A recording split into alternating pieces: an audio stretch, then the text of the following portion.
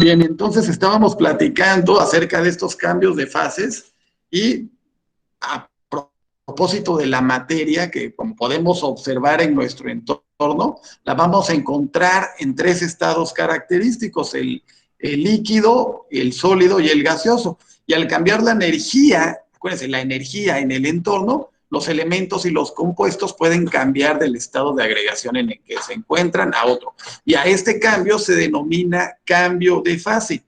Esto siempre que no se descompongan a elevadas temperaturas, todas las sustancias pueden existir en cualquiera de los tres estados cuando se encuentran en las condiciones adecuadas, tanto de presión como de temperatura. Entonces, en algunas situaciones, la transferencia de energía no da lugar a un cambio de temperatura. Esto va a ocurrir cuando las características físicas de las sustancias cambian de una forma a otra, lo que se le conoce o se le denomina como cambio de fase. Algunos cambios de fase comunes son, les estaba platicando, de sólido a líquido, que estamos hablando ahí de una fusión de sólido a líquido. También tenemos otro ejemplo, por ejemplo, de líquido a gas.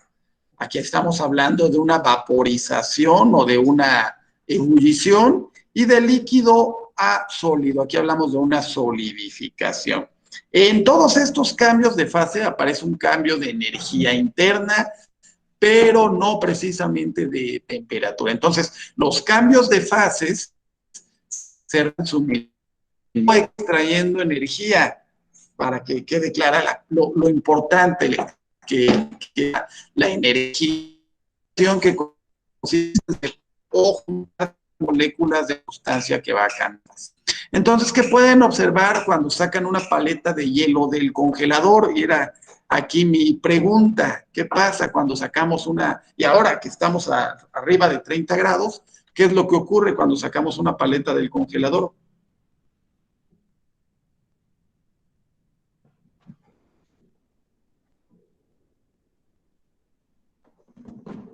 Ahora sí me escuchan, porque ahora sí ya no tienen pretexto para no contestarme, ¿eh?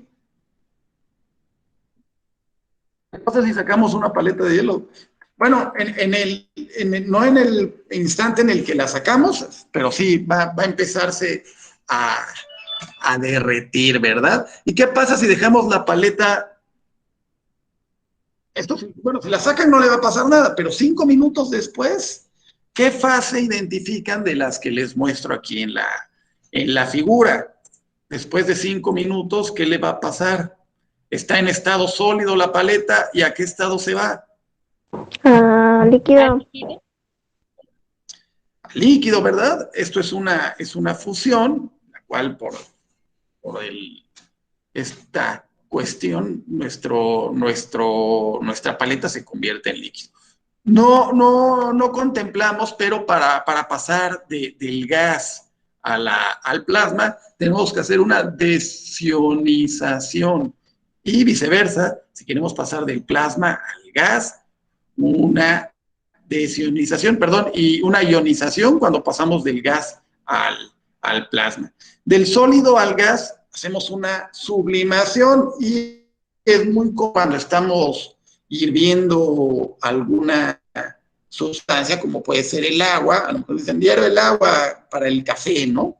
Y se nos olvida, y puede ser que se sublime y que el agua se convierta en gas, ¿no? Entonces, son algunos de los ejemplos, ¿no? En las cuales estas fases pueden ser identificadas de acuerdo a este tipo de cuestiones. Y volviendo también a la parte de la desionización, este cambio que va del plasma al gas, y ionización que va del gas a un plasma. Aquí es importante notar que en todas estas transformaciones de fases de las sustancias, estas no se van a transformar en otras sustancias, únicamente van a cambiar su estado físico. Entonces, las diferentes transformaciones de fase de la materia, en este caso las del agua, son necesarias y son bastante provechosas, y así como el sustento cuando se desarrollan normalmente. Y los cambios de estado van a estar divididos generalmente en progresivos y regresivos. Los cambios progresivos, como la vaporización, la fusión, la sublimación, en el caso de lo progresivo, y los regresivos, la condensación, la solidificación y la sublimación regresiva. Entonces, estos son una clasificación un poquito más extensa relacionado a estos cambios de fases. Y entonces, para continuar, vamos a dar el concepto de calor latente de un cambio de fase, la cantidad de calor que necesitamos para que se produzca un cambio de fase, que ya identificamos cuál es un cambio de fase, por unidad de masa se conoce precisamente como calor latente y es representado por la letra L. El calor latente es la relación entre la cantidad de calor que se absorbe o se libera y la masa del material que experimenta este cambio de fase. Entonces, el calor latente va a ser el cociente del calor y la masa. Y lo vamos a ver a continuación en este ejemplo. Entonces, el calor latente va a ser igual al calor, acuérdense que la unidad de medida del calor es el joule, entre la masa. Y bueno, también si despejamos el calor que se absorbe, pues va a tener que la masa está dividiendo y lo podemos multiplicar. Tendríamos de esta manera nuestra ecuación, y les decía, la L es el calor latente, la Q el calor que se absorbe o el calor, y la M la masa de nuestro que tenemos en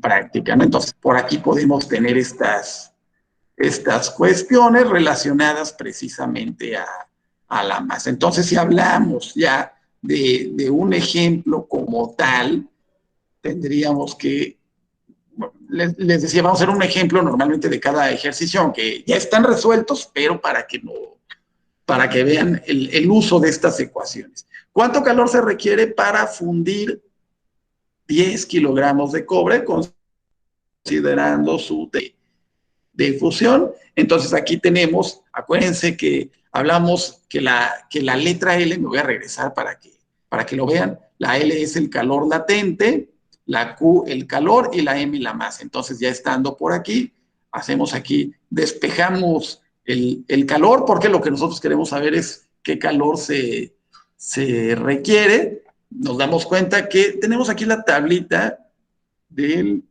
cobre,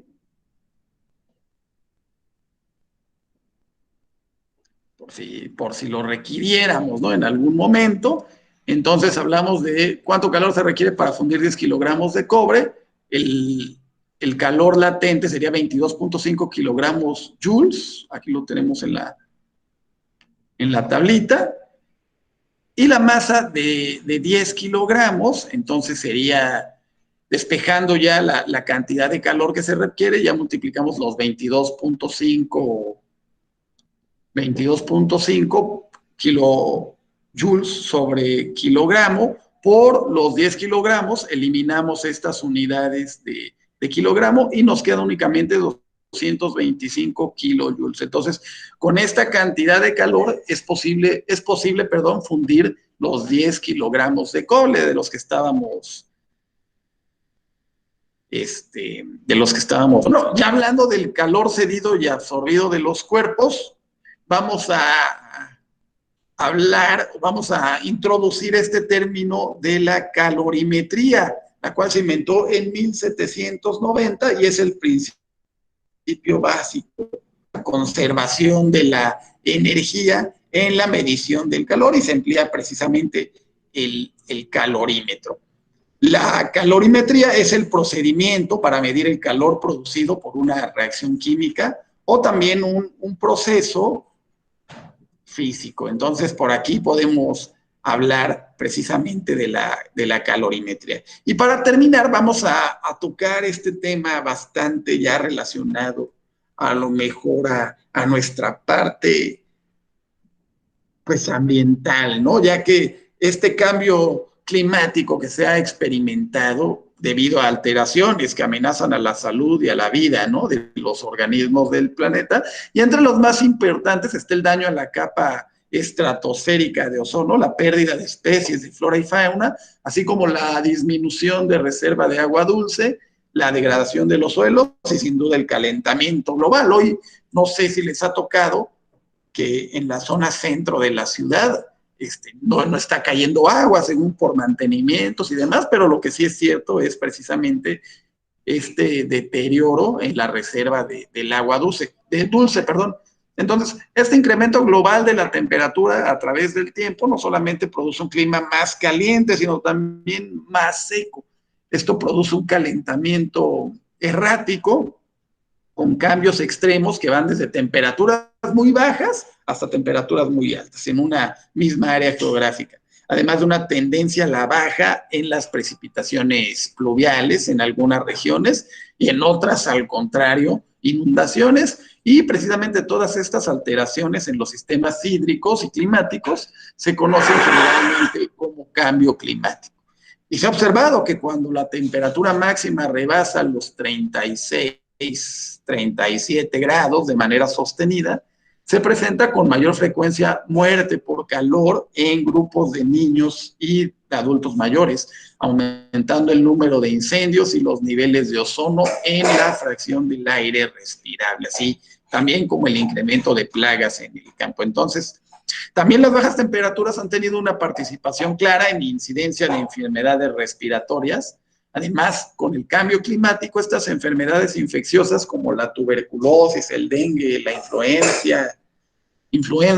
el cólera, se han favorecido por estos cambios climáticos. En nuestro país ha aumentado también el número de huracanes.